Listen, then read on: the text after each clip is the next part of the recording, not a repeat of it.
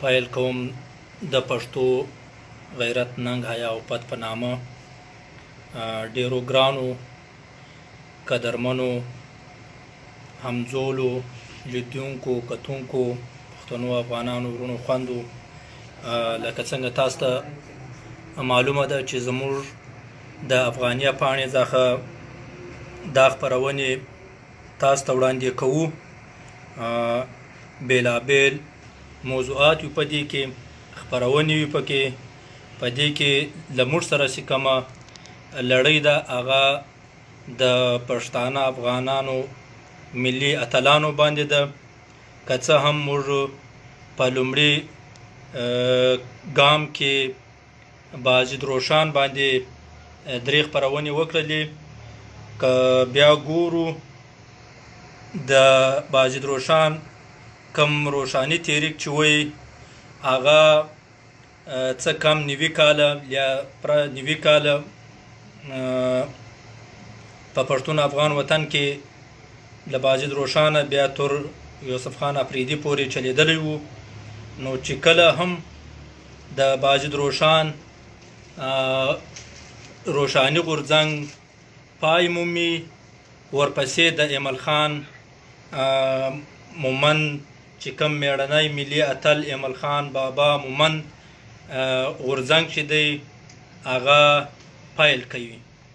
لږ به دې ځای ته راسو چې نن زموږ په دې خپرونه کې ایمل خان بابا دی چې د پښتون افغان یو ډیر لوی ملي اتل دی. پر دې باندې به موږ تاسو ته داسې رڼا اچوو د تاریخ په څپو کې چې د ایمل خان بابا په هکله تاسو ته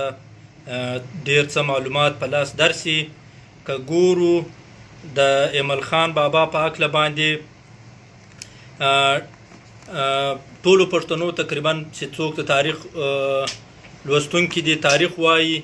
هغوی یې له نامه سره اشنا دي، خو ډیر هم بیا هم له نامه سره نور زیاته معلومات نه لري بیا چې ایمل خان بابا څوک وو او د کوم ځای وو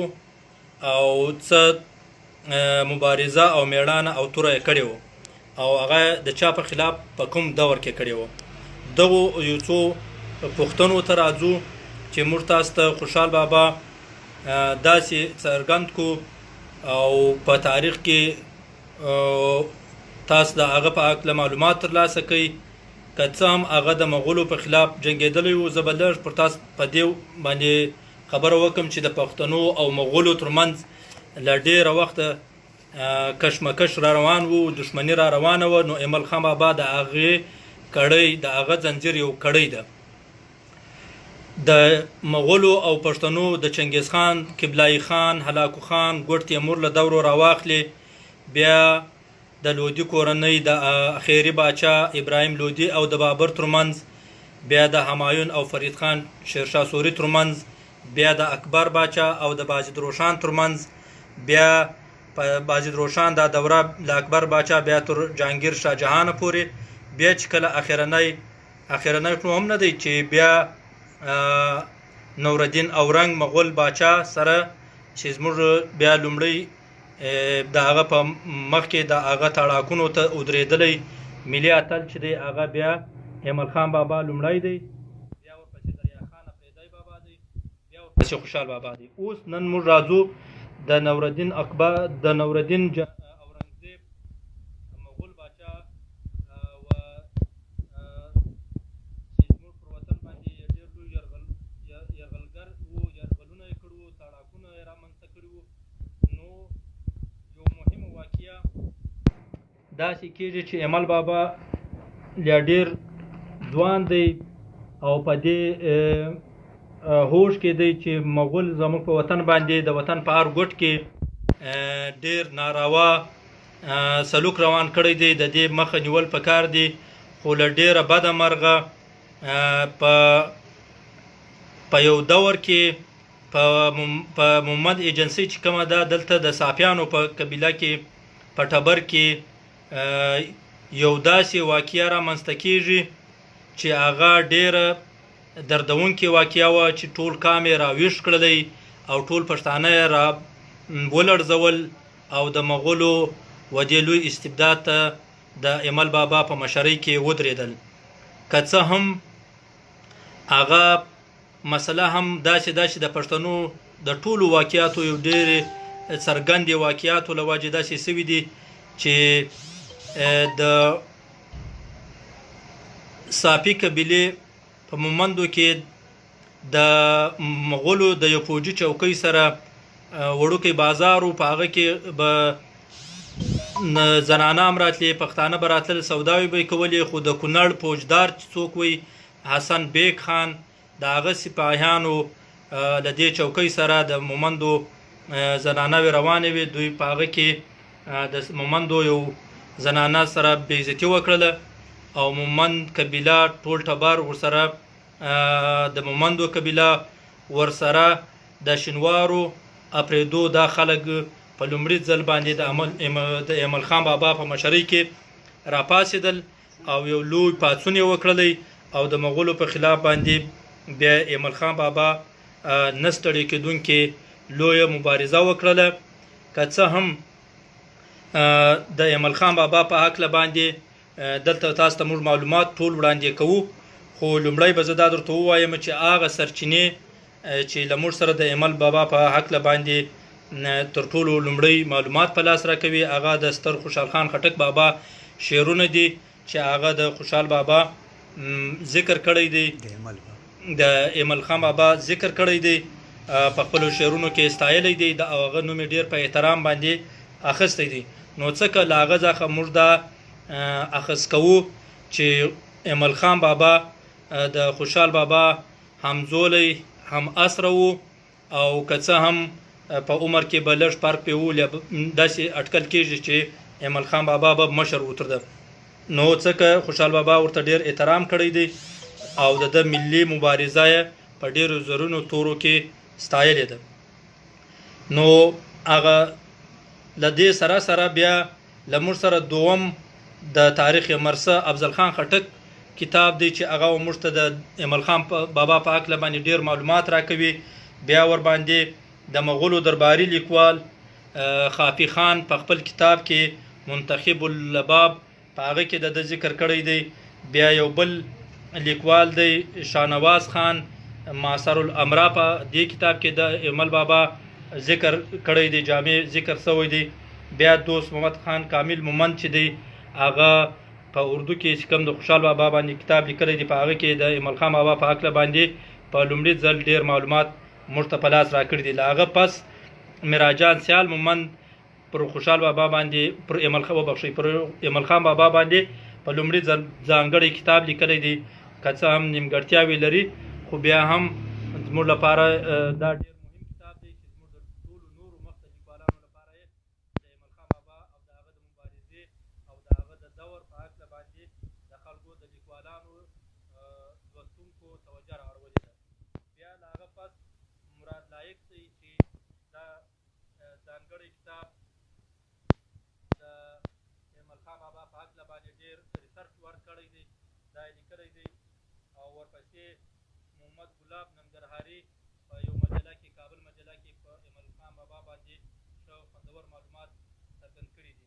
بیا ورپسې ستوری خان لال په ایمل مجله کې ورباندې ډېر ښه رڼا اچولې ده. بیا ورپسې صفیه علیم ډېر ښه خوندور ارټیکل لیکلی دی. ورپسې رحیم صاحب په خپل کتاب افغان او افغانستان کې ایمل خان بابا باندې لیک کړی دی. بیا ورپسې دروخان یوسفزي په اردو کې په یو مجله کې دا ډېر خوندور ارټیکل چې تاسې کتلی شئ په دې کې موږ ته معلومات راکړي دي. اوس راځو لومړی د خوشحال د ایمل خان بابا په دې هکله باندې چې د ده زوکړه موږ څنګه اټکل کولی شو چې دی به په دې کال کې زیږېدلی وي. هغه ډېر تاریخي واقعات شوي دي لکه د خیبر واقعه چې شوې ده او داسې میراجان سیال مومند وایي چې د پښتنو هغه وخت کې پښتنو چې کله هم ارام نه دی موملی، چې کله دوی ارام پیدا کوي او دوی د لیک لوست خواته ځي، د پوهې خواته ځي او د ملي پرمختګ خواته ځي، نو د وخت یرغلګرو او زورورو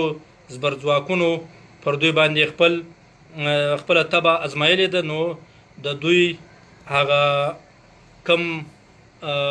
لیک لوست بقاعده چې دی هغه ګډوډ سي، نو د پښتنو بیا دغه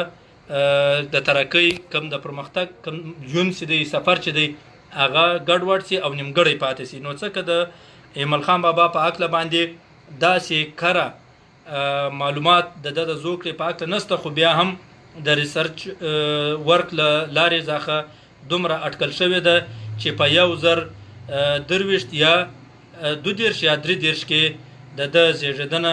د مغولي باچا نورالدین جهانګیر په وختو کې شوې ده. 2022 هجري قمري کې شوې ده. نو کله چې د ایمل بابا واقعیت لکم ځکه ځکه د مبارزه شروع کیږي، هغه تاسو ته معلومه ده چې په مومندو کې د ساپو د یو زنانه د یو جنۍ د مغولو د پوځولو د بې عزتۍ څخه شروع کیږي. نو بیا په هغه کې ایمل خان بابا په هزارنو کې، په ګنداف کې، په کړپه کې، په شلمان کې، ورسک کې، په دې لارو په خوا به یوه لاره دا کارول کېدله چې له چارسدې د پېښور څخه به لاره تله پر ورسک، پر ګنداف، پر دغو ځمکو باندې به په چکنور باندې به د ننګرهار لغمان خواته تله، کابل ته به تله. نو د مغولو دلته دا ټولې ځمکې نیولې وې، د دوی قرارګاوې وې، څوکیانې وې. نو ایمل خان بابا لومړی چې کله هم دی د دې واقعه باندې راپاڅېدو، نو د مغولو په خلاف یې خپلې مبارزه ته دوام ورکوي او پر دوی بریدونه حملې شروع کړي. چې کله هم دی راڅرګند سو او د خپله مېړانه وښودله، بیا د دوی د یو پیر وی په مومندو کې چې یو میا صیب وی، هغه بیا په شینوارو کې شخت هلته اوسه مزار دی، له هغه سره د یو جرګه وکړله او هغه وده ته د پښتنو د ټولو پښتنو د دغې سیمې د مشرۍ تاج او د مومندو د سردارۍ تاج ور په سر کړی دی. نو د ایمل خان بابا جنګونه بیا د مغولو په خلاف باندې شپه او پر ورځ باندې ذاته کېدل او خلک د ده ملګري کېدل، تر دې حده پورې چې بیا دی راځي د پېښور خواته. د پېښور د کم د باړې مومند چې دی د درېو خواته چې کم اوس هم یو چوتره ده او یو تالاب دی، هغه د چوتره ایمل خان ورته وایي، ایمل چوتره، او بل دی ایمل تالاب. دا سیمې باړه، جمرود، خیبر، په دې سیمو کې د مغولو سره د ایمل خان بابا لوی لوی جګړې وسوې، په هغو کې و دوی ته ډېر لوی تاوانونه ورسېدل و مغولو ته. نو په دې لړ کې د ایمل بابا یو ورور مشر ورور باور خان چې هغه له ده سره په مبارزه کې سم ولاړ و، مشرې یې کړې ده. نو دا هم زموږ ملي اتل دی او له ده سره لوی کومک کړی دی. ورپسې په دې وخت کې دریا خان اپریدی دی چې ایمل خان بابا ته د ده سره سمه مبارزه کوي او د مغولو په خلاف باندې د هغه میړانه توره او دوی په شریکه په دواړو باندې د مغولو په خلاف سټریټیجانې جوړې کړي دي، مبارزه یې کړې ده چې خوشحال بابا په خپلو شعرونو کې دوی دواړه ډېر په احترام ستایلي او یاد کړي دي. ورسره د دریا خان اپریدي بابا یو بل ورور و تاتار خان، هغه هم په دې مبارزه کې شامل و. بیا که څه هم یو بل مومند چې مستجاب خان مومند یادېږي، خوشحال بابا هغه د مغولو ګوډاکی بللی دی او ورته په لکه نن چې موږ ورته وایو سمسیارې، هغه ټیم د مستجاب خان مومند ته د مغولو چرګې په نوم یاد کړی دی. هغه هم په دې جنګونو کې یو رول شته چې کله د مغولو او د ایمل بابا په منځ کې د روغې او د سولې خبرې کیږي، نو دا سړی خپل کردار لوبوي. او د خیبر لویه جګړه چې کله هم سوې ده، هغه ډېره تاریخي جګړه ده په 1084 کې چې ډېره لویه عظیمه د خیبر حادثه ورته وایي، چې هغه د کمانډر محمود خان خویشکي چې د مغولو یو قومندان و، کمانډر و، د دې یو ډېر لوی لښکر د مبارز خان امیر توپخانه ورسره وه. د افغانانو پر لښکرو به ډېرې غټ بریدونه کول. چې کله هغه خیبر ته را داخل سو نو ایمل خان بابا او دریا خان بابا پر هغه باندې برید وکړلی. یاد دې وي چې دغه لوی د خیبر د مغولو معرکه چې ده، برید چې دی د مغولو ملا ماتوي او مغول تیت او فرق کیږي او ایمل خان بابا دغه ستره لوبه ګټي نو د مغولو ملا ماتیږي. که بیا هم څه په کړپې د جنګ پس د ایمل خان بابا کور چې دی داسې دوی وایي چې هغه وخت په دې باندې مختلف روایات دي چې دی د کوم ځای مومند و. هغه کې تر ټولو له مخه چې دی د هزارنو اوسېدونکی و. د مومندو د کوکوزي ټبر څخه تعلق و. نو د کړپې په جنګ کې د مغولو ته بیا ماتې ورکړه او بیا مغولو یو غټ لښکر راوستو چې د ده پر کور باندې ناتار